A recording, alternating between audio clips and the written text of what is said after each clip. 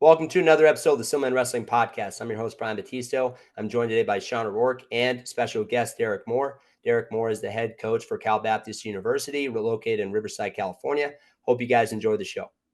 Sean, man, you're at the tournament? It looks good. You ready to Yeah, go? I'm there supporting my boys. Come on. Looking good. I'm gonna see Griffin get his hand raised and be a freaking All-American. Let's go. 100%. So now I feel left out now because I was like, dude, I have the shirt. So I spent like 10 minutes looking for it and I couldn't find it. So I'm not sure if I practiced with it and it's in the wash somewhere.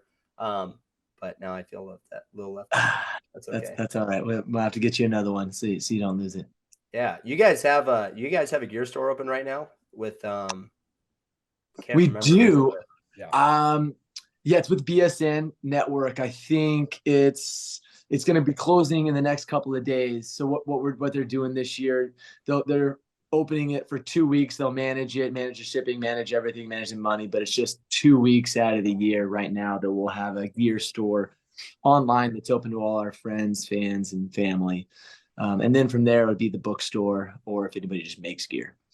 I feel like that's most gear, like manufacturers like Rudis and like all those BSN, like they all do like a 2-week window. And I always find it like super frustrating because it's like if you don't buy it in that window, there's a bunch of people that want to buy stuff after. Exactly. Well, it's an upgrade from what we've had. We've struggled for a while to figure out our gear, and we switched from Nike to Adidas, and now we're back to Nike. But we don't have a resale license, so I can't just purchase it and sell it myself. We have to go through BSN. So we're glad that at least we have 2 weeks. But yeah, there's always after the 2 weeks. Hey, how do I get gear? Gotta wait till next year. Dang, that sucks. I went and took a peek at it the other day, and I was tempted, but had to check the checking account and then check the saving account.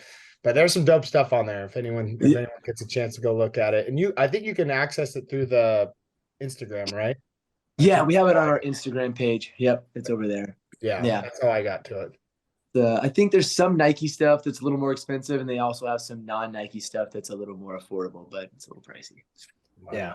Can you order online through the bookstore? You can. It's incredibly limited, though, especially when it comes to wrestling stuff. When it comes to just CBU gear, I think they have a lot more branded material, just CBU. But CBU wrestling, you're maybe a shirt and a hoodie. Gotcha. Yeah. Gotcha. How much of like a say do you have in terms of like how like fan gear for sport, like actually like what kind of gear or what gets put on the store or stuff like that? Very limited. Yeah. It's kind of whatever they've put in. When we did our Iowa duel at the beginning of the year on November 4th, I actually connected with our bookstore and they asked me, what logo. So this was the first year we got to have a little bit more say, hey, I'd like to have the same logo that our guys wear. Let's make it as, congruent as possible so it looks the same. So that was kind of the first time, and we'll do that moving forward. But when it comes to BSN, they just asked for the logo, and then they blue, white, gray, hoodies, tees, long sleeves, jackets. And so you can kind of just custom put them. There's a decent amount on there. So it's been better than past years for sure. Dude, that duel is so fun. I thought that whole day was just awesome. One of the best days. I mean, I know, like, I texted Eric Morrill after him. Like, I know, like, the outcome didn't go the way that you guys wanted, but, like, I thought it was still a win. Like, you had, like, what it felt like so many people from all across California like came to watch California wrestling. It was awesome.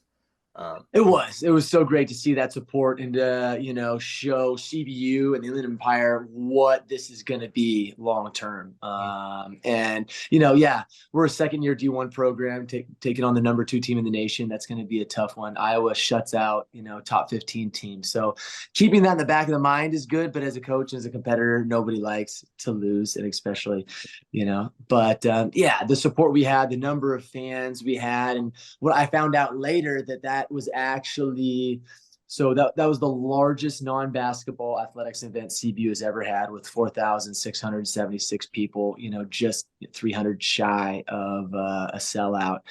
And it was the most revenue any athletics event had ever brought in from one event over any basketball game, because apparently they gave away a lot more free tickets, and we gave away some free, but not as many. So it was a great event, and we're excited to do that every year. And we'll switch it up, different teams. You know, I want to create a rivalry with Cal Poly and some California Yeah. schools and Mhm. start to boost those a little bit more. And that's probably the plan for next year. But such a great venue with 5,000 seats. All of them are great seats, and we're getting more and more just an exciting environment. And as our guys develop and we get a little bit of an older, more mature team, it's gonna be a lot of fun to go in there and compete and start to get some wins over there. Yeah, I I thought thought the the venue was fantastic. I yeah. mean, we walked in, Brian and I said, "What's up?" We caught up because I came from South, he came down from the North, and it was great. And then we were all kind of like talking about the tickets, like, "Oh, well, my ticket's got a number on it." So I was like, "I guess that's where I'm going to sit." So I had myself and four of my coaches from our staff, and we go and sit. And I don't know if you saw us, Coach Moore, but we were right behind the scoring table, like the first 5 seats right behind the scoring table. And I was like, what? I didn't pick these. I just hit general admission and boom. But I did it literally the day tickets went on sale because I knew I was thinking, I'm like, I got to get tickets because if I don't get them now, I'm never going to get them. So I jumped on it and it must have just auto populated me into those first five. And we sat right. I mean, I was 10 feet from the wrestling, Oh, which nice. Yeah. You get them early, you get the best seats for sure. It always fills up that center back and then it goes around and up. Mhm. And Brian, did you have reserve seating that had a certain seat, or were you in the general admission on the bleacher side where you could kind of pick your seats? No, I hit up tickets for the venue, the ticket office, and was like, "Hey, I want, I forgot how many tickets we got, like 75 or something like that." And I just brought kids from high school team and club and parents. I was thinking about the team while Sean was just thinking about himself, but that's okay. But I was like, "Where are you guys sitting at?" And he's like, "We're right behind the table." And I'm like, "What?" And I look over, I'm like, "How'd you get those seats?" But I'm actually kind of glad because I'm not gonna lie, I watched like the first 3 or 4 matches where they had an extra seat. So I just sat watched the duel right there for a couple. Um, but yeah, I mean, just I think just being able to bring, at least for me, like bringing our guys down, or especially our parents down, just to come in and just see the campus. The campus is beautiful. It's changed, I feel like, a lot since Sean and I were competitors and we wrestled against CBU. I know that whole area where there's like a parking lot and there's the performance athletics performance center. Like Yep. that was like a strip mall. Yeah, that was, and you could tell it still has a little strip mall, but a school touch to it. That was a Harbor Freight where the APC Athletic Performance Center is. Yeah, they put up the parking structure. My first 4 years at CBU, they must have spent 25 to $60 million a year. The event center went up, the engineering building went up, the APC, the parking structure. They've just done a really good job of managing their finances and looking towards the future and having a plan. And it's been great. Yeah, that campus has continued to change. COVID slowed things down, but right now they're putting in a $25 million baseball softball clubhouse right there in the athletic space. Last year, they finished the new soccer stadium and track and field training facility. So yeah, they continue to invest in athletics. We're so well supported. The environment, just athletics environment there, they want to win and they want to give each of the programs what it takes to do what do what we need to do to go put guys on that podium or girls on that podium. Yeah, I feel like your wrestling room, like it's, I mean, you can do it with that wrestling room, but I know like you want a bigger space, man. Because you want to be able to put as many guys in there as possible and just have the room. Like, I don't know, is it what's what, like two mats, but kind Yeah, of on the smaller two side. extra large mats in there. Yeah.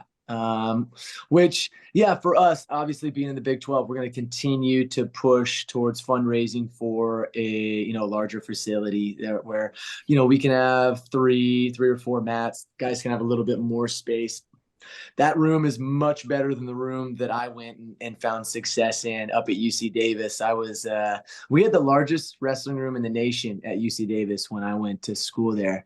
It's because it was a gymnasium and we had to Yeah. roll our mats out every single day. We were rolling out 4 full-size mats every morning, 6 a.m. The things are frozen because the windows are open in the gym. And it was just, the way that we got after it. And so if I could do it there, guaranteed you could do it in this space where we've got managers doing their laundry and space where we can change the temperature and guys can come in anytime throughout the day. They have access with their key cards. So yeah, we're definitely blessed, but it's always an arm race, especially in the Power 5 conferences when it comes to facilities as far as recruiting, because although as everyone knows, the room's not going to make you a better wrestler or help you. It's not going to make you a national champ.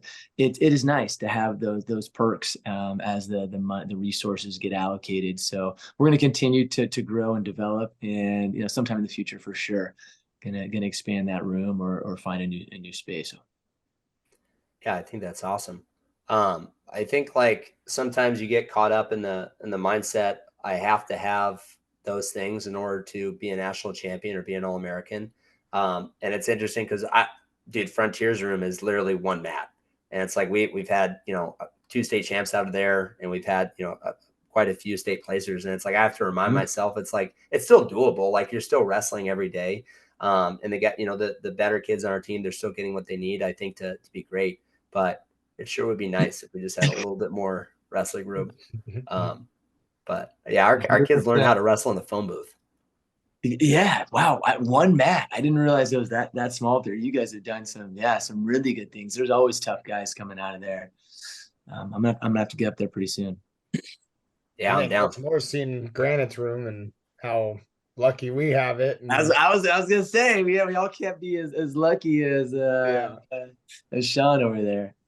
I mean, I grew up wrestling in a room similar to Frontiers, so I make the kids know, like, you guys have it pretty good. And a 2 mat room with high ceilings attached to a weight room, you gotta, count your blessings, and it's good for them to kind of see that. And then when they go to other schools or we go dual or whatever, they see their wrestling rooms and they're like, Coach, how do they do it here? And I'm like, wrestling's wrestling. Like, you don't need these crazy nice things. Look at some of the best wrestlers in the world. They, some of the foreigners wrestle with mat flexes, $40 wrestling shoes. You kids are out buying $140 wrestling shoes. It's not all the flashiness that makes you good at wrestling. It's the amount of time and effort you put into it. So all that other stuff doesn't matter. Coach, I want to talk about your guys' upcoming schedule. You got a duel this Friday, correct? Correct. And that's against Northern Illinois. Yeah, we're flying out. We'll take off Thursday, fly out there. They came to us last year, so we're going out to them. Cool. That was what conference are they in? It's Northern Illinois. MAC. Yeah, they're in MAC. MAC. Okay, cool. So cross conference, duel. That's cool.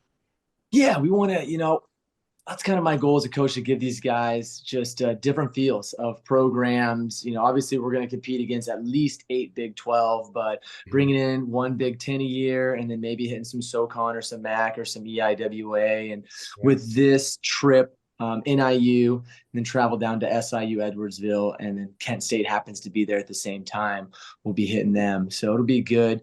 And last year, we should have won that NIU dual meet. It would have been my first D1 win as a head coach last year, being my first year. But if you go and watch that duel, it was tough. Heavyweight was the last match. I think it was a 2-point duel. So winner of heavyweight wins the duel. And our guy had gotten a takedown and ended up getting called for stalling a couple of times, even though the other wrestler had not taken a single shot, was just kind of pushing around. So we ended up losing on a stalling call. So this year we're hungry to get that one back. And yeah. Do you remember who the ref was? We can put him on blast. I do. Say their name. They'll be tagged below. That'll be exciting. So you guys are also sending, I'm assuming, some of the open guys and red shirts out to Reno then? We are. We'll have about a contingent of 7 guys heading up to Reno. Initially, we put on our schedule. We were thinking about maybe sending a coach with the entire team, Mhm. but my assistant coach, his wife is almost 8 months pregnant. All Elroy. right. Let's Right. go. Yep. And but the funny thing is that's not the biggest part of it. He's actually training and competing still, so he'll be out at the U.S. Open with another one of our wrestlers, looking to qualify for the Olympic team trials in Texas. So he'll head down there. Our unattached guys and young guys will go up to Reno and compete, and they'll head home for Christmas. And the rest of us will be out at Illinois, and then we'll come back and get ready for Midlands. That's What gonna be up? a nice 3 dual little trip for you guys. I Yeah. mean, I think it's very, possible for you guys to come back 3-0 after that. I think that, that's obviously the goal, I'm sure. So that's gonna be really fun to watch. What weight 100%. is Elroy wrestling? Is he 97 kilos? 97. He thinks he is. No, Yeah. he's 74. Really? 74. Yeah. Dude, He I was have no eye for that. he was 106 as a junior in high school. He's the runt of his family. He'll tell you. He's got these Wow. brothers 6'2", 200 something pounds, and Elroy's walking around, 180 on a wet day. Man, now I feel like an idiot. So thanks. No, it's all good. He'll take it as a compliment. He's like, yeah, I look small. That's Brian, how you Sean is share. sometimes. I have to, whenever I see him, I have to backhand him a couple times to keep him Yeah, straight. whatever. Bring him down. Bring him down. Yeah. I was Yeah. always smaller, and never mind. We're not going there. Brian, you should tell Coach about our drive when we were red shirts to Reno, Oh, and dude. that story's good. No, it basically like well, so are your red shirts, are they driving or are they flying? Because They're that's kind of they're the drive. they're driving. Yep, they'll Right. fly home for the most part, or a lot of them are from Northern California, so they drive over there. But most of them are driving up. Yeah. Well, so I'm not going to go into the details of that story, but we just got stuck in some snow going over the pass, and there were some shenanigans, and yeah, basically it led to Sean just getting chewed out by our coach because he threw a snowball and hit him in the back of the head while he's I trying to put didn't. chains on the tires. I wasn't Um, trying to. I wasn't trying to. so Good I name. don't know. Do Shout you out, have any good coach? Do shout you out, have any Coach good Orozco. oh yeah, yeah. I Do you actually have talked any to him good? today. Dude, you talked to him today? I did. I had a phone conversation with him for about, gosh, almost an hour, just catching up. But basically, we're red shirts, we're driving, we pull off, everyone's chaining up. The team is up ahead in their own vans and stuff. And one of the juniors jumps out of their van and throws a snowball back at us freshmen. And I'm like, I'm not gonna take that. So I make my own little snowball and I throw it back. And Coach Orozco, who I didn't even see was out there, gets just drilled in the back of his neck. He's got this huge puffy jacket on. All the snow just goes down his neck into his shirt and under his jacket. And he comes marching down, just, he's a big guy and intimidating. And he's like, "Who threw that?" And I was just like, "This guy did." And he waited till after Reno, after the tournament finished. We got back to Bakersfield. I'd forgot about it. And then I got my licks. So it was a learning moment for sure. One of those things you'll never forget, though. Like, No, shoot. I didn't mean to do it. And yeah, that drive was scary though. I mean, we ended up sliding and almost T-boning another car or almost going off the cliff. It's a scary drive. I wouldn't want to do it ever again. Yeah, that's where we take a look at the weather, and fortunately, it looks like it's not too bad, and just make a good call with it. If it looks like be rough, like guys, it's not worth it. Yeah, especially you put a bunch of 18, 19-year-old kids in a car. There's going to be some shenanigans, and they're probably not going to listen to reason. So we didn't even on have the road on or anything. hey, so I read this. I didn't realize this, but did you walk on the CBU? I did walk on UC Davis. Yep. I Sorry. walked on. Sorry. I was looking at your shirt, man. You're Dude, that good. shirt You're, is so no, nice. no. Yeah. So I do it all the go time. ahead. I'll be talking with the guys. He'd be like, "Hey, at Davis or at CBU," and I'll get them mixed up. Or I'll talk about the gym, and I'll say Hickey Gym, which is the gym. The programs are I feel like so similar. Zaleski was at both. You were at both. Yep. The color scheme is relatively the same, but anyways, yeah. So you walked on at UC Davis. Pretty impressive. And then going from being a walk on to a national champ. How the heck do you do that? Yeah, great teammates. I was given a really great mentality from my high school coach at a young age, and I just had a passion for technique and very analytical with my wrestling. So, I the best I did in California was I took fifth in state my senior year at 119. I was pretty undersized. I wrestled 103, 103, 112, and then 119.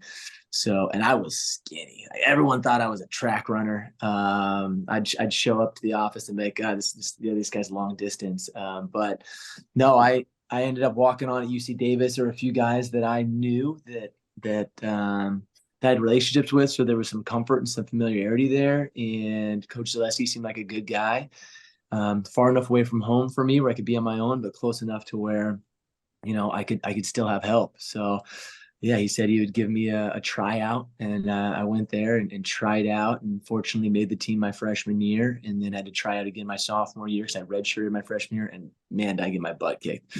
Yeah. Dominant.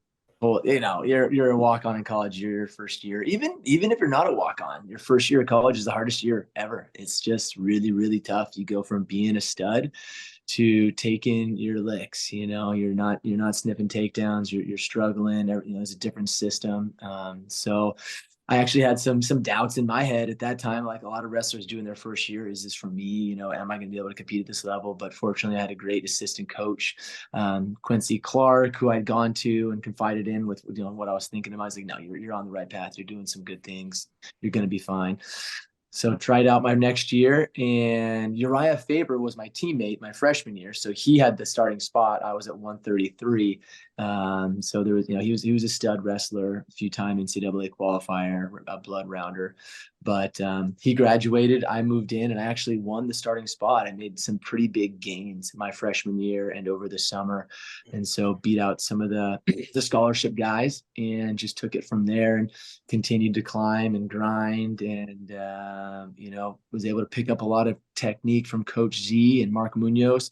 Coach Zaleski is a technician, very unique technique, and some of it was harder to pick up, but some of it I really connected with, and so he and I worked really closely together, and I found what worked well for me, especially in the top position. And I think that's the key to success in wrestling, is find out where you can score on anybody in the nation and get there. And so for me, I knew if I got on top of somebody, I had a chance to beat anybody in the nation by the time I was a senior. And so just took it. I struggled to stay healthy. I was a blood rounder my first year, blood rounder my second year, injury defaulted my third year, and then found a way to stay healthy-ish my senior year, and went undefeated. And it was a great year, and all that hard work, and to be able to put UC Davis on the map and do something for the first time for a university or for a program really meant a lot. And despite that they don't have it there, it still means a lot to me. And that's why I came back here to CBU, because Coach Z called me and said, hey, we're going to transition Division I. Love for you to come be a part of this and help me do that. And so joined up with him 7 years ago, and that's what I want to give to my guys. What he gave to me is that opportunity to be the first NCAA All-American, national champ, Big 12 champ. And we have way more here at CBU than we had at UC Davis. And so it's a matter of the right kids, the right mentality, and the right culture. And it's coming along. It definitely takes some time to build. You look at even Troy Nickerson up there at Northern Colorado. It took him quite a while before he got his first All-American, but look at that kid, and he's bought in, and he's staying in a time where kids don't stay, and so it's awesome to see what he's doing, and that's, we're looking to continue to build here and see what we can do. California is so deep with wrestling, and I think we get the right group of kids, the right mentality, and we're gonna be able to build something special. When sure. you say the right group of kids, when you're out there or your staff is out there looking for recruits, what are some of the things you like to see? What are some of the things you're looking for? And not necessarily just specific to California, because obviously I know a lot of the California colleges, poach the state, of course, but you guys have a couple guys from out of state. So what are some of the stuff you're looking for? Yeah, being a guy like myself that was a walk-on, that wasn't a highly recruited, I look for some, innate abilities and mentalities that I think can take a wrestler far. For one, you have to love this sport more than anything. It's just too tough. it just doesn't make any sense. If you don't love wrestling with everything and it has a piece of defining you as an individual, then at one point you're gonna say this is too hard. And that can be challenging sometimes to evaluate, but you can also see it in the way they wrestle, in the way they communicate, in the way they talk about it as we recruit them. A few other things that we're looking for is fight. It's one of the harder things I feel to help coach in a young man, to be able to be losing a match and still fighting and still throwing everything out there and still moving forward and not taking the situation and letting it dictate your effort, your mentality, your drive, your fight. Wherever you're at, you're continuing to score, continuing to move forward, continuing to look for that next point. I read a quote. I don't know if it was Jordan Burroughs or Taylor, but it was something along the lines of, momentum is not what's happened in the past. It's what's going to happen next. And so it's that mindset of, generating your own momentum and scoring the next point, no matter where you're at. So I love looking for those kids who are on that bubble, maybe not quite in the top 20, but they're right there and they fight hard and they never let that situation just decrease their desire to score the next points. So I'm also a big fan of technicians. I believe that technique is, one of the number one ways to close the gap on the guys that are ahead of you. If you have the ability to see, watch, listen, learn, and execute in a high level match or in live wrestling technique, you have the ability to do really well. And we've they're like, that's what really attracted me to some recruits that we had for a short time. MJ Gaitan from Temecula is just a technician for sure. And, not the most offensive, but when he gets in wrestling situations, I saw that he had something really, really unique there, and so that's what we're looking for. And we've got some great guys on our team. That's why we recruited Nathan Haas out of high school. He went out to Nebraska and now he's back with us. The kid's a fighter, the kid's a goer, and he loves wrestling. And so, we're continuing to build our farm, if you will, with the right mentality individuals, and they're growing into leaders because we're still a pretty young team.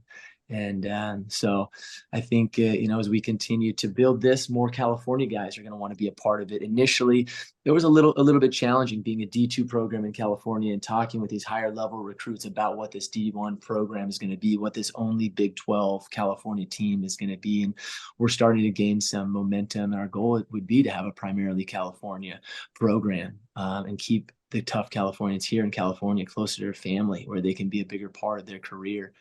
And so, but everything, like anything, it just takes time. And we're plugging away, and we're excited for where this season is going for us, and where some of these guys are growing and making gains. I was talking to Sean just at the duel, and I was like, there's a lot of talented guys in this lineup, and I think maybe some of it is, like you said, maybe just a little bit of inexperience in terms of they never maybe wrestled somebody that wrestles at that kind of pace that maybe some of the Iowa guys had, because third period was tough for some of them, but again, there's a lot of talented guys, and I think this could be a great foundation for what you're trying to build, not just skill and technique wise and foundation with that, but also just culture. Dude, Chaz Hallmark is a blast, by the way. He's a funny guy, man.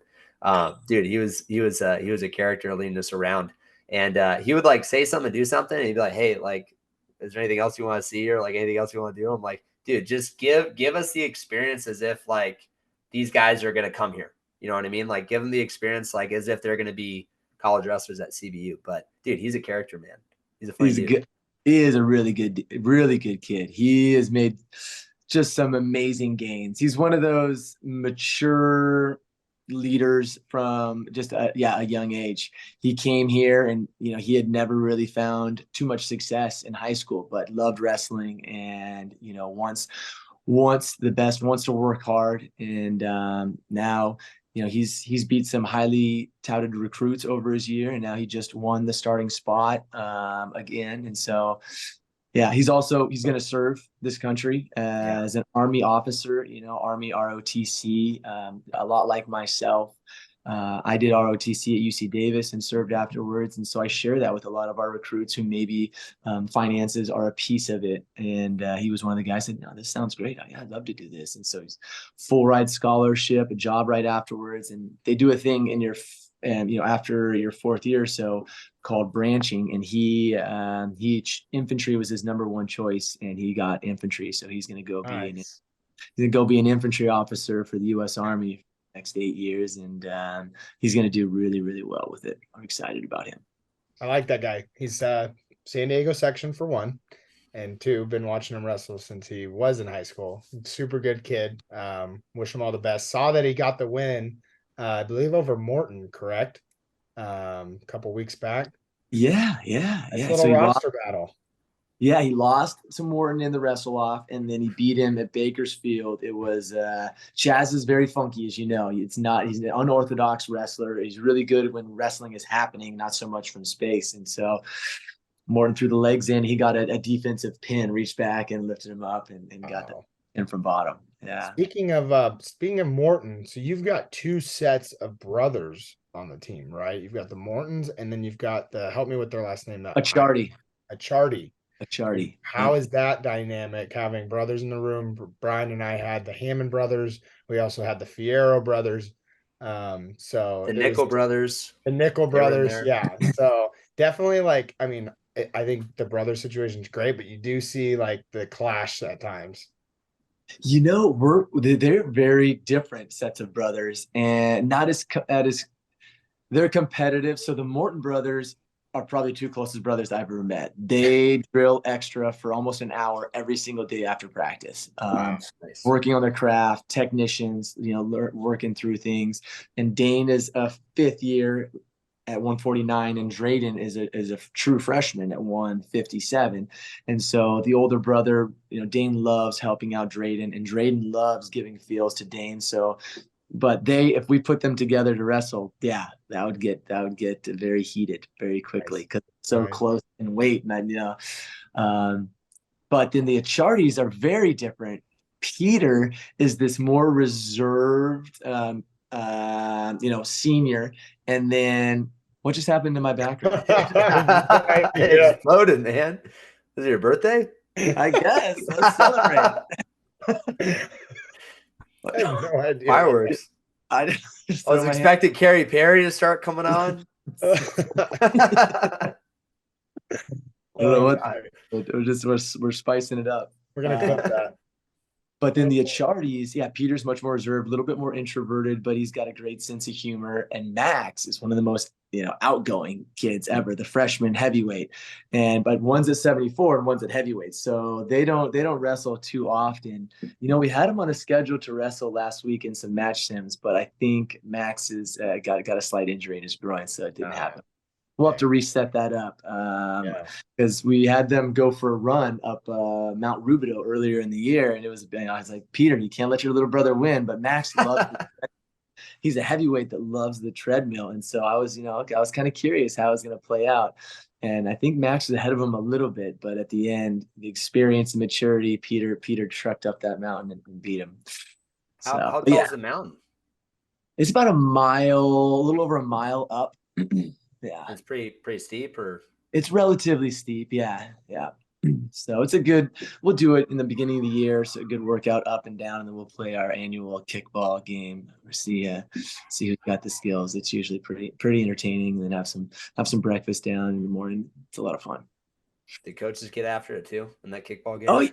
Oh yeah. Oh, for sure. Well, the coaches are the captains, and they pick it out, and then there's smack talk all the way through. And oh yeah, for sure. It gets pretty bad when Carlo and I are both playing games, Franciani and I, because he always accuses me of cheating, which I don't, and I accuse him of the same thing. He always messes with the score and tries to create this whole thing. I'll just stop it right there. It becomes very heated right away. So it just gets to the point where I kind of pick the teams, and then I just step back, and then he refs, and then that way we just let the people play. Gotcha. That way we don't get into it, because it gets too intense. Because Brady Beeman and I we're different than them. We team up, and we have our coaches like a agreement, like a team, and then everyone else, the kids, it's like them versus us. You guys have the spike ball, right? You guys always spike ball partners, right? Spike ball or 2-man dodgeball, and if Brady and I are a team, like they are coming for us, because they just know like the coaches torture us all day with practice and drills, and the heater and live and however many excuses they want to come up with that makes practice hard. But they try to get us the first person out. They want it to be us. They want us to freaking be out and just have to watch them play. So they come for us. It's fun. And then I good. have to hold it over their head. If you get me out, we're doing monkey rolls or burpees. So Right. Right. That's the fun part of being a coach. You exactly. switch change the rules in What the middle. what kind of games do you guys play in the room? Yeah, they'll play a little bit of spike ball. We play handball a lot. Yeah. We did soccer the last few years. We've decreased that. Little more risk of injury in soccer, and plus the guys broke the net, so that's probably more of the reason. But, Well, that's a good reason. That's a good reason. yeah, the guys enjoy basketball, so they'll go and go to the outdoor basketball court or inside. And then we have an outdoor rooftop soccer field. Did you guys go and visit that with Chaz? Oh yeah, I haven't dude. seen that. That I was like, this is awesome, and this is so smart. But I was thinking too, is like, I bet this gets really hot during the summer. Oh my gosh, that turf. There's days they have to close it down. It's, 95 degrees here in Riverside. It's probably 110 up there on the roof. That rubber just pushes all the heat and you're just sitting in it. But great place to lose some weight if you need to. Yeah.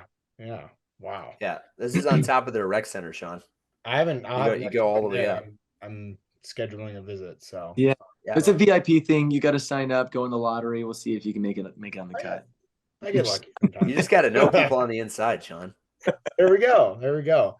Let's talk Yeah. about your assistant coaches, Coach Perkin and Coach Morrill. What do they bring to the table? I know you guys are like a family, so what do you love about those guys? What's unique about them, and what did they help you achieving with the program? Yeah, those guys are freaking awesome. They do so much for me, for our team, for our guys. They do such a great job of connecting with our guys and being there for them and making it more than just wrestling. We actually break the team up into smaller groups for each of us coaches, and we call ourselves life coaches. And we'll meet with them, once a month, once every couple of months. Just how's it going? Not so much on the wrestling side, but school, family, and they do such a great job of connecting with them. Elroy's a little bit younger, and I think he's even younger at heart when you talk with him and he's a bit of a nerd. So he was a music education major, plays the trombone. No wrestlers play musical instruments, but Elroy, he's actually really, really good. He's a big anime fan, so I call him cartoons. He calls them anime. Um, so he connects with the guys with all that because half the guys watch anime, half the guys don't. But also Elroy's just so great at organizational. He did, and where he came from out in Wisconsin, he was coaching at a D3 program, Whitewater. He was also probably had 4 different jobs at the time. So it's a perfect translation to becoming a D1 coach because now you got to come in and you have 4, 5, 6 different jobs. You're coaching, you're recruiting, you're setting up events, travel. He helps me out with a lot of the administrative stuff with the travel, the flights, the buses, the cars, everything. So he's been a blessing for sure. And I'm so excited for him here in the next couple of months when he gets to join the ranks of fatherhood with his probably a little girl. We took a vote today at practice and most think that he's going to have a girl. So, So he's waiting till baby's born to know. yeah, I'm a planner. I got to know for sure. Yeah, big time. They're waiting and figuring it out. January 27th, I think. January 29th is the due date. So right in the middle of wrestling season. I was like, dude, I can't say anything because my boy was born a year ago, November, and we were training for Bakersfield when I had to go. So, not the best planning there, but we're working on it. It happens. Do you have any like words of wisdom for Elroy or just any future wrestling coaches that are going to have kids one day, possibly, just on how to balance all that? And I'm a planner, like I said, so I'm reading books. I'm doing all this. I'm asking people questions, and what I found is it's something you just do. I don't, you want to act like you're prepared for it. I'm blessed that I have an amazing wife that has just some key maternal instincts. I think most women probably do. And she's been such a rock star to help me out this first year, trying to become a father and a head coach at the same time is been challenging. But I think wrestling prepares you for it. It's one day at a time, one step at a time, take care of what you have to take care of. And, you just persevere through it, and that, go be a wrestler in anything you do. And I think you're going to find success would be my advice to that.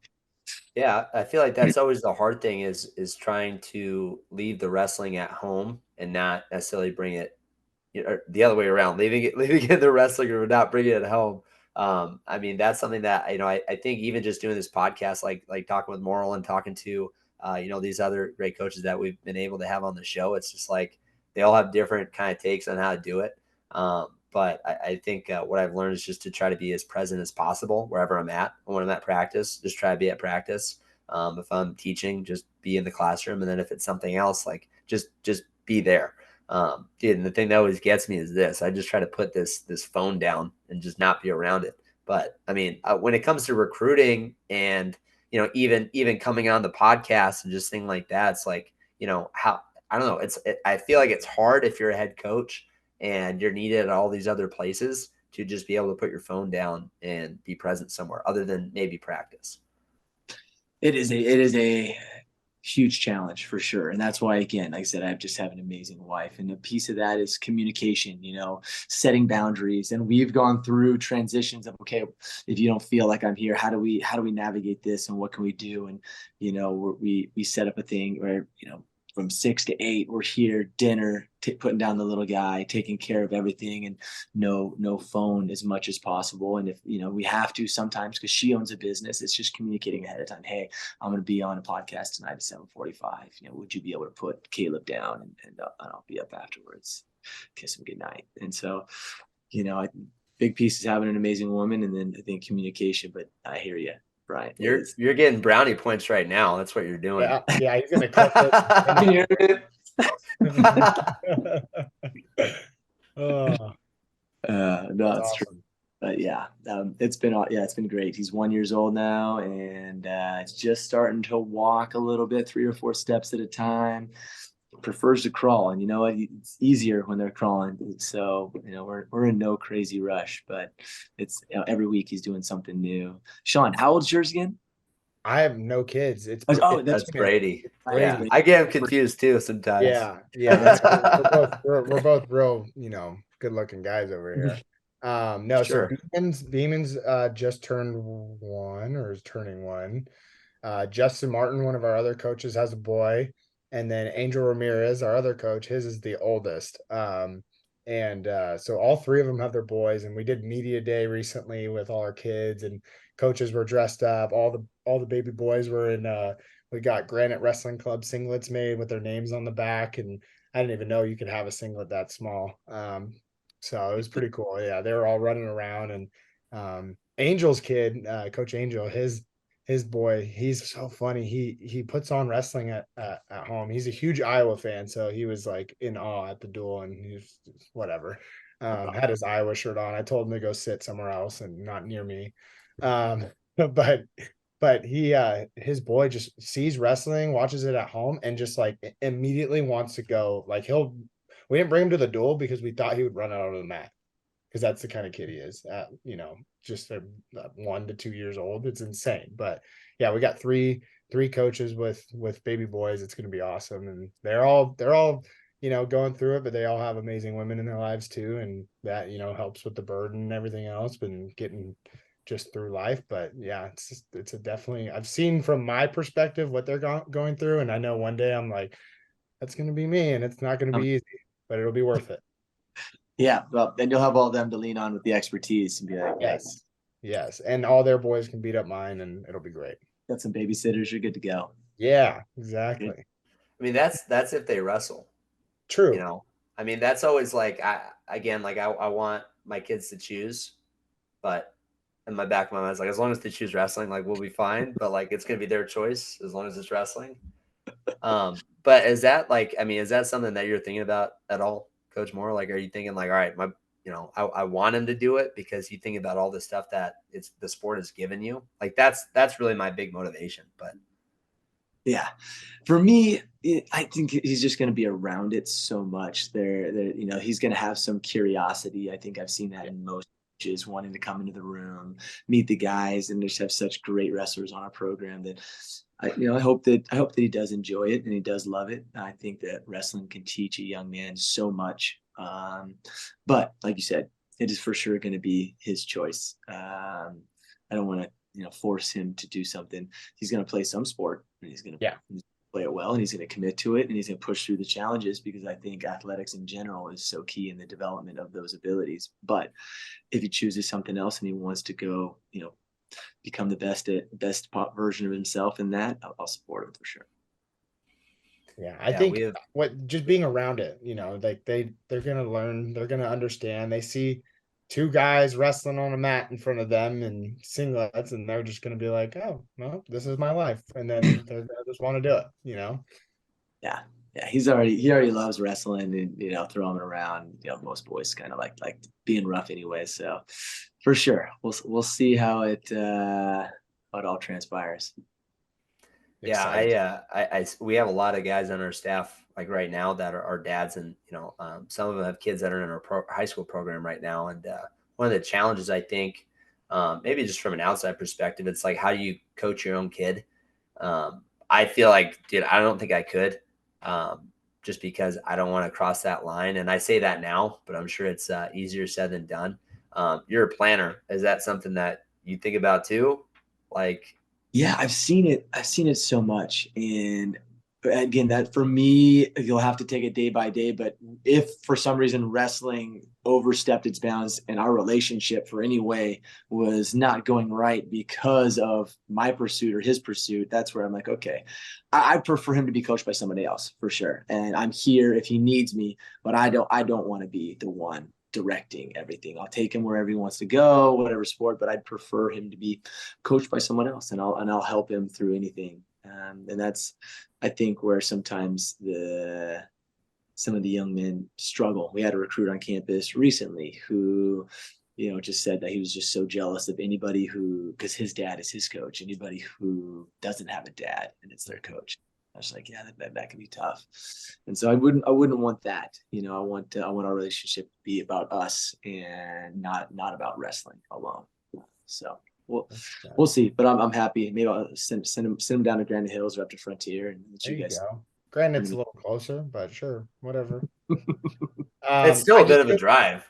I just think it'd be awesome. You're teaching your son leg rides and you put him in and you go far armpit, far shoelace and lean him back. And he's like, "What's that one called?" And you're like, "That's the demo." Like, what's up? It's named after your dad. And he's just going to be like, "No, it's not." It's pretty cool though. That's pretty cool. It's demo. And then what's the other one? The Crip? Trips. Yep. Crips. Mm-hmm. Crips. That one. So Okay, some of my just gang related wrestling moves here.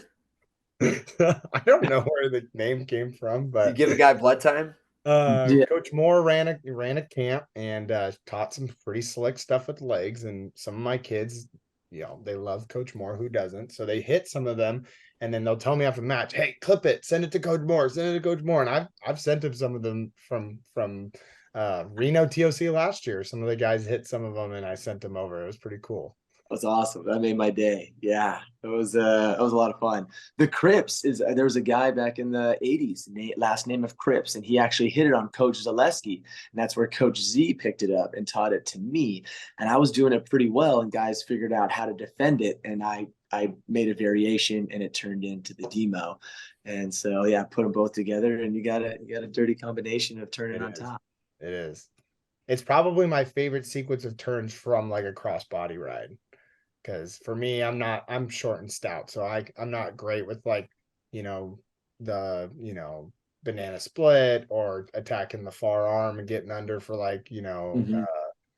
trying to bring the arm over my head or even trying to reinforce bar from there. So for me, it's perfect. Armpit, shoelaces, I'm good. No, yeah, yeah. The more they move, the better it is Yeah. for the top. Yep. Try to. I like it. I was gonna ask, I wrote my notes here. Who does the social media for you guys on Instagram? Because whoever it is phenomenal. We actually are so blessed. the faculty here at CBU is invested not only in the students but also in the programs. And we'd been bringing recruits. Business is a huge program here. Marketing is big, and so we had been bringing recruits to this professor named Dr. Marina Gurju, and she's Romanian, and she had a daughter who played Division 1. I think it was tennis. And so we'd been bringing them to her, and she slowly got more and more connected to the sport. And ultimately, reached out and said, "Hey, we have internships. Is there anything that we can do for you?" I was like, "Wow, we would love some social media interns to come, and we could help provide them that internship opportunity, and they could help us share our brand while they grow their ability." And so over the last couple of years, we have just put together a team of students that will come out and film some stuff, put together some videos, take photos, and just help us stay consistent with our message and sharing who our team is, what we do, and getting to know our guys. And they've done an amazing job. Primarily, Coach Perkin helps navigate and run the social media. So he's the director behind all of those students helping us out. Coach Morrill, I spoke a little bit about Elroy. You'd asked about our coaches. Coach Morrill, as you might have felt when he was on the show, his passion is recruiting. His love is being on the road and developing those relationships and sharing our vision, our program, our culture, our family, and finding those kids and those families that want to be a part of what we're doing. And we're a very unique program in the Division 1 world.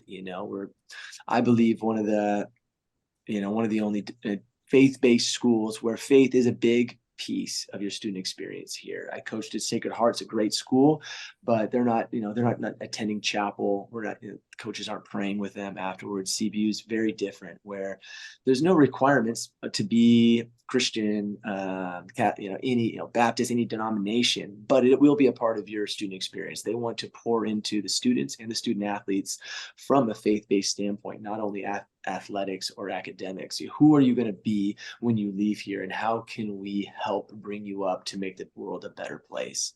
And so that's what we love to share with our recruits, and Coach Morrill does a great job of that. And he's been all over the place. Edinburgh, he was at Virginia Tech, Ohio, Bucknell. So he has a lot of relationships, Midwest, East Coast, and that's why you see a lot of individuals coming on the team that are now from out of state. And so he's a big piece of bringing in our future Lancers, but also, just like Elroy connects well with the guys, runs a great practice. He's been under a lot of great head coaches. So, he brings a lot of experience too. And he's a funny guy. He's hilarious. There's a lot of, little bulldog sayings that are out there.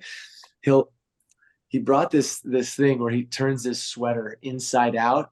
And like a week after he'd done it a little bit last year, not very much. And they did it, I think, for a week and a half straight. Now nobody wears their stinking sweater the right way. It's like, why are we branding any of our gear? We're just going to give you sweaters that have nothing on inside out. That, or I don't know if it was him or if it was Matt Buck, but cutting off the sweatpants at the ankles so they're like 3/4 pants has become a thing on our program too. You can't even tuck them into your socks. You just roll them up. No, I don't know what it's an interesting thing. So they just connect on some things. But yeah, Bulldog's he's been great. Initially, I'm like, okay, your nickname's Bulldog. We're gonna have to remove that. We're gonna call you Eric. But it's just so fitting that it came with him. Did he pick his own nickname, or was that something that? I think it was given to him in college. She's short, stocky, a little bit bow-legged, and he actually has a bulldog tattooed on his leg too. So he's owned it, and it's Bulldog. a piece for sure. One with the bulldog. Yeah, I like awesome. I like what you talked about, faith, and that's something that I kind of remind to our guys, and it's hard because we're at like a public school, like you're supposed to have that separation of church and state, even though we are like a nation of Christians. There's a lot of guys on our team that are Christian, but I try to make it, I think, relatable as possible, like in the sense that, especially as an athlete, like I think you have to have faith in the sense that believing in something that's maybe unseen is like, you could be religious or not, but believing in that, whatever it is that you want to achieve, whatever goals that you want to have, like that's not something you can actually hold. That's in the future. So it's like, how do you continue to believe in something that you can't quite see or touch? I think that's where maybe that, again, faith kind of crosses line into sport, and that's something that I tell our guys too. It's like you got to have faith and you got to believe in yourself and believe in your ability and that you can do it. Now, though, that's kind of maybe the way how I kind of get around like the I don't want to call it the loophole, but just saying it's like, hey, like this is, even if you just look at religion from a scholarly viewpoint, like that's something you can get out of it, even if you're not necessarily a Christian or not necessarily religious. Yeah, no, 100%. I think, faith, whether it's, faith in your training, faith in what you're doing to pursue a goal, or faith in God, provides you that hope that is so key for coming in when it's hard, when coming in when it's challenging, for pushing through, knowing that, there's something at the end of this. And for us Christians, having that hope and that faith in God that He has a plan for our life, makes those hard times a little easier. Knowing that, okay, something out of this is going to help me.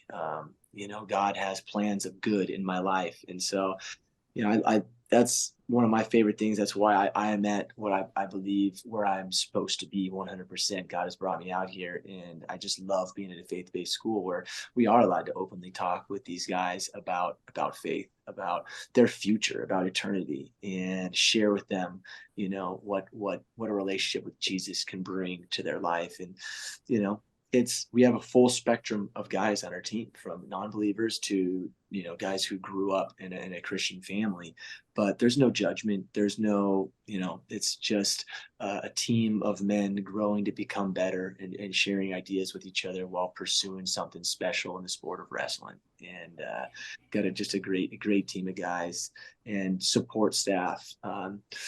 Sean, do you know Jose Campo? Yeah. Mm-hmm. Yeah, he's our team chaplain, so he'll come up at least once a week. We'll have a Bible study with our staff, and he Nice. does things for our guys.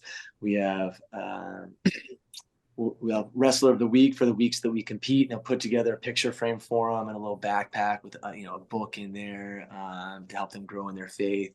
And then we do once a week a thing called Champion of Character, where as coaches, we choose the first guy who we believe embodies the team and has the champion of character. And then each week, that champion of character chooses a teammate and nominates them to be that week's champion of character. And what's really special is that, Jose will ask him silly questions like, what sauce do you like on your hot dog? Or, but then he'll open it up to the team and be like, guys, what do you think about Nathan Haas? Today was Nathan Haas, and he was chosen by Emilio as the champion character. And the guys will raise their hand and just say, all the good things about these individuals. And when you hear your team's thoughts about you in a positive, it reinforces it and helps you want to live out those character traits. And so yeah, Jose has been such a blessing to our team, such a selfless servant for me and for the program. So I'm definitely blessed by the people that I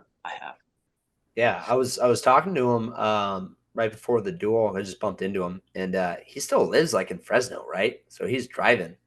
No, No, he's always lived in San Diego. He's San in Diego. he's in Poway. He used to drive up to Fresno when he was That's there. what it was. Yeah. Yeah, yeah, that's what it was. Dang, Because that's a drive. yeah, yeah. So yeah, he's just a servant. He travels everywhere. He goes with Team USA to World Championships, Pan American Championships, all the training camps at the OTC. He was at Cliff Keen. He's gone. He's leaving Thursday to head out to the U.S. Open. Just supports so many wrestlers with his genuine, kind heart and his faith. I think the real question is, what kind of condiments do you like on your hot dog, Coach I Moore? was okay. Can I say something before you answer that question? Like you're going into Illinois. Okay, Illinois takes their hot dogs very serious, so you got to make sure you know before you get a hot. If you are going to get a hot dog in Illinois, just make sure you know the expectations. Yeah, yeah. Well, my assistant coach Elroy is actually. It's funny we make fun of him because he, um, Wisconsin and Chicago. His parents were separated. His dad was in Chicago. His mom was in Wisconsin. So it's like depending on the week. Where are you from, Elroy? Oh, I'm from Wisconsin. Oh, I'm from Yeah, Chicago. But yeah, he used to sell hot dogs out Oh, there. I Yeah, didn't let's know that. go. Dog sales. But I'm just a pretty classic guy of ketchup and relish, ketchup, relish, mustard every now and then. But I'm not too picky. I pretty much eat everything. There's nothing that I don't eat, and when I do eat, it's really fast. My wife will look up, and I'm done eating. And I just grew up that way. I had 5 siblings. If we didn't eat fast, we didn't get seconds, and I can't turn it off. No matter where I am, I'm just eating really fast. It's like a mission for me, and I just get it done, so I can have conversation and not have food in my mouth. Yep. Yep. Yeah, I'm the having same those. way. No, you were an only child, dude. You don't know what Yeah. that Oh, what I that's didn't have like. to fight for food and that's why I ate fast. I just eat fast because I'm a pig and I can't help Because it. you're spoiled. You had an Yeah. abundance. Yeah. I had, Me and Brady will get burritos and mine will be done and he's halfway through. dude, Yep. it's like it's a real thing. I have 2 older brothers. They're 10, 11 years older than me, and I was a little runt. And they would fight over food. And they're pretty big guys. Steve is 6'4", 270, and Michael's like 6'1", 200, something like that. So I'm kind of the runt. So I had to like literally kind of fight for stuff, and then I think it ruined me because once they moved out, then I was like, all right, now I have everything to myself. And I was so bad at sharing. Like even in college, like people would be like, "Hey," like, and I'm like, "I'll get you No, one, you're but the I don't worst. really want to share off my plate." Yeah. Um, Don't yeah. ask Brian for anything. What do you mean? I You still wouldn't owe, share. dude. I still owe Brady a burrito. I think Yeah. You probably owe me one too. that's not All true. We do, right. we do like burrito bets. Like we'll bet, Yes. like a result of. I think I owe Brady. It was like who All American at 184s at one weight or something like that. And I thought it was this guy. And it was this other guy. And I'm like, all right, you got it. So I owe him a burrito. Is there a So certain burrito spot where do you guys? Whatever tournament we run into each other at, where you just, someone's got to go find a spot. There'll So, be a good burrito somewhere. yeah, I don't think I'll see Brian until Doc B. yeah, if I, I go to that one, we'll send some of our guys to Doc B, and then we'll send some to Redwood. You gonna be there, So Coach? it kind of just depends. You what's gonna that? Are you gonna be at Doc B or are you gonna send one of the coaches? It'll be either Eric or I. Elroy will be hanging tight for sure, with his wife being 2 weeks away from her due date. But yeah, we compete that weekend. I think that's Saturday. So I think we're gonna come up Friday and then have to leave a little bit early to come back down for Yeah, the duel. Somebody will cool, go up for cool. sure. Well, it's been a little over an hour. Promised you we wouldn't hold you too long. You're a busy guy. We seriously appreciate you coming on. You're always welcome to come on. We all, I think any Coach Moore that knows you, has talked to you, especially in the state of California as high school coaches, we respect the heck out of you. We look up to you, and you're a role model for a lot of us. So we really do thank you for coming on. It was awesome to just get to, you know, talk and banter, Yeah. and it was fun, and hopefully we do it again, and hopefully I bought my tickets to NCAAs, so I want to watch you guys compete there. Awesome, But awesome. Sean, what shirt are you gonna wear? I'm wearing it right now. Come Let's on. go. Yeah, I Let's might go. need this one's getting a little small though. I might need to get an XL. So You just gotta wear like a Roadrunner hat then at least, man. Like okay. it's hard not to be a fan of Cal Baptist, but like, dude, no matter what was you you didn't even graduate from CCB, Sean. Technically, no, So technically I didn't. dude, you graduate from your place. It's like I'm always gonna bleed blue and gold, dude. Like that's not gonna change. Your alma But mater. I am a fan of wrestling. It's hard. Like I said, it's hard not to be a fan of you guys. So you guys are doing a good job, and yeah, excited to see you guys keep building. I appreciate it, guys. Thank you so much for having me on. Always a pleasure chatting with you. And yeah, we'll definitely have to do this again. And we'll have to have a burrito bet out at the NCAA's. Yes. There we Pretty, go. so Now we'll have we're some. talking. Hey, Sweet. All right, All right, coach. Coach. You have a good yeah, night. Good luck at your guys' duels this upcoming weekend. Let's come back 3-0. yeah, appreciate it. Let's go. Good luck to you guys this season. Take care. Thank Thanks, you. coach.